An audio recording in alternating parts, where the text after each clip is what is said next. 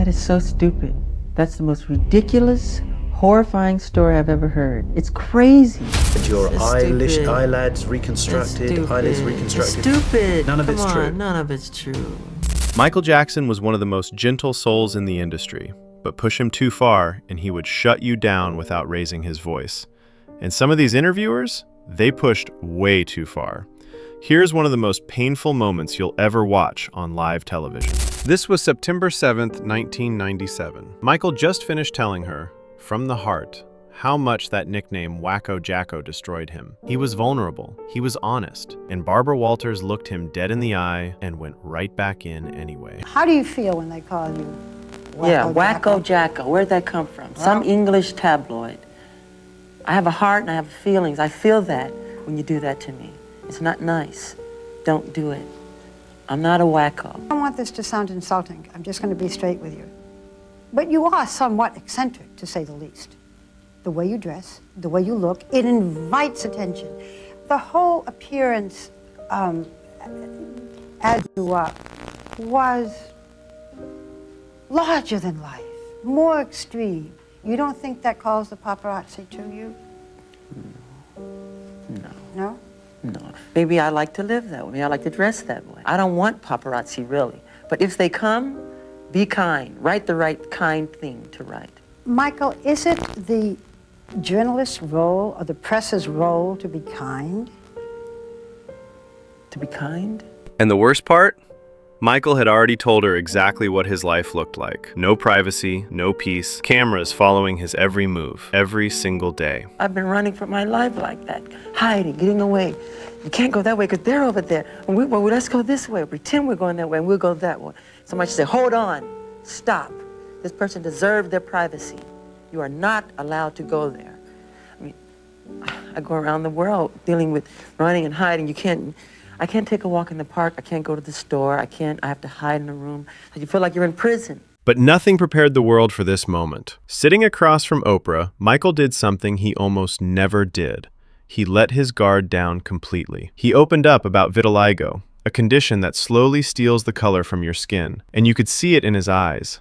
This wasn't easy for him to say. Then let's go to the thing that is most discussed about you, I think, is the fact that the color of your skin is obviously different than it was when you were younger. Yes. And so I think it has caused a great deal of speculation and controversy as to what you have done or are doing. Are you bleaching your skin? And is your skin lighter because you don't like being black? This is the situation. I have a skin disorder that destroys the pigmentation of the skin. It's something that I cannot help, okay? But when people make up stories that I don't want to be who I am, it hurts me. It's a problem for me, okay? I can't control it.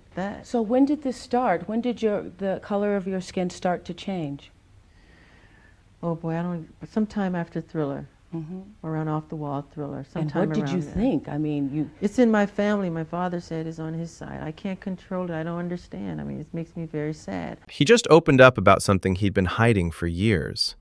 And instead of showing any empathy, she asked him this. Straight. Yeah. You are not taking anything to change the color of your skin. Oh God, no. You did not purposely. We're trying to control it, and using makeup evens it out because it makes blotches on the skin, and I have to even out my skin. But you know what's funny?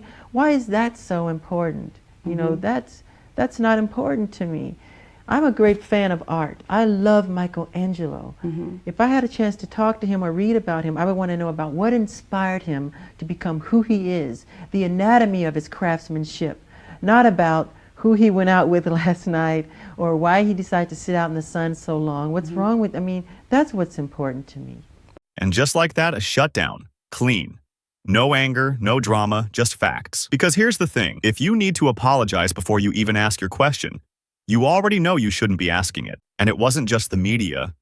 The insecurities started way before the fame. In one of the rare times Michael ever let cameras into his world, he revealed something that broke everyone's heart. The person who made him feel the most ugly growing up was his own father. Did your father and your brothers tease you about your appearance as an adolescent? My father did. And some cousins did. What did your father say? Oh, God. Yeah. It's pretty embarrassing. It's cruel, isn't it?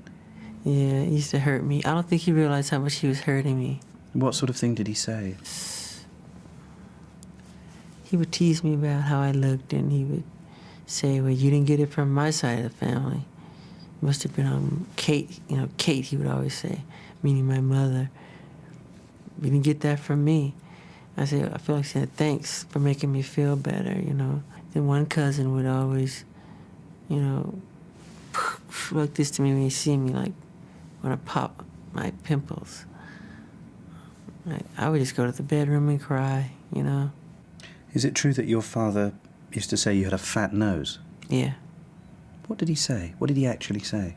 God, your nose is big. You didn't get it from me. What does that do to someone who's going through adolescence? You want to die.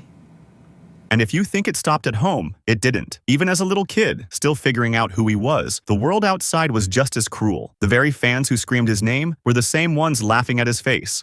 One time we were in an airport, I remember, I think it was somewhere like Virginia or something. And some lady recognized my brothers and all of us. She goes, oh my God, it's the Jackson 5. Where's little Michael? Where's little Michael? She's looking around, looking down. Where's little Michael? And another person goes, there he is. And she goes, ugh, what happened? Just like that. And God, I just could have died right there. That's exactly what that lady said to me. So after everything he just shared, the father who mocked him, the fans who laughed at him, the condition he had no control over, you'd think the interviewer would show some grace. Instead, they looked him dead in the eye and hit him with this.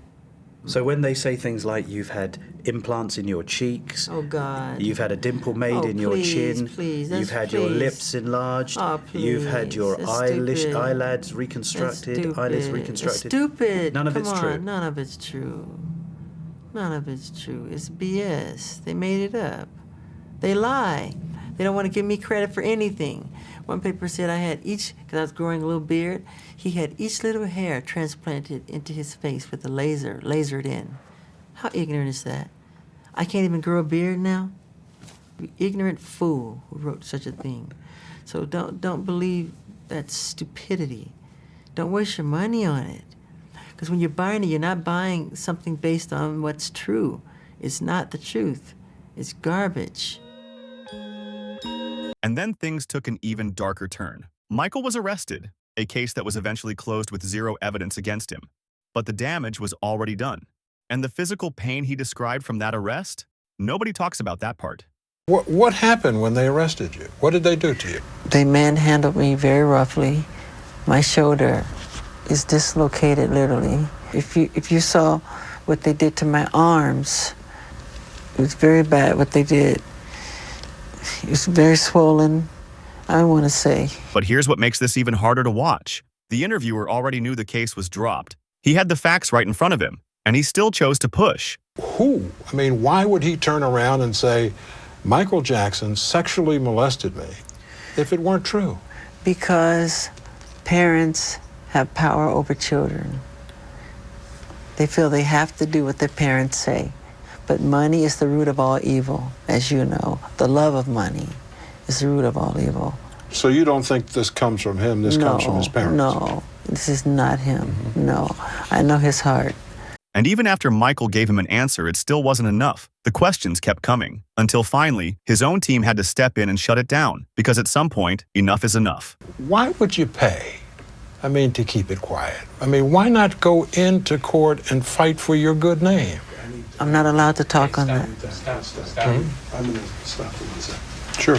And just like that, he went right back in. No shame, no remorse. Some people truly had no limits when it came to Michael Jackson. Remember what happened to him 10 years ago. He was humiliated. He went through where somebody was examining him, was photographing him, was having him, humiliating him in the worst way in terms of looking at his private parts and photographing his private parts. And he was subjected to some of the most just intrusive kinds of things that you could ever imagine. I can only try to put myself into that situation and say, look, if money could make that situation go away, maybe that was the calculus then. I don't know, and I don't want to second guess it. Through everything, every unfair question, Every cruel accusation, every moment designed to break him, Michael never lost his dignity. He stood his ground every single time. That's the real Michael Jackson. If this video opened your eyes, make sure you like and subscribe, because there's a lot more coming. See you in the next one.